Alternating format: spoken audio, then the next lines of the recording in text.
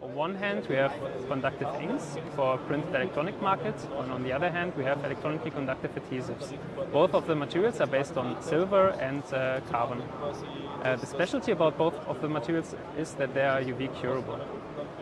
In the area of automotive and producing automotive components, it's always a question of efficiency, high throughput and yield. And with sintering in comparison to soldering, you have a better control of the processes and therefore a higher output, and this actually can reduce the costs. And with silver sintering, as we provided, you have actually a solution which also can generate better products, which then can leverage the whole automotive products to next level, and this will help e-mobility and hopefully the whole environment. As the production of devices produced from compound semiconductors such as GaN or SiC increases, thermal management is becoming a more important consideration in the design of processes and devices and device structure themselves.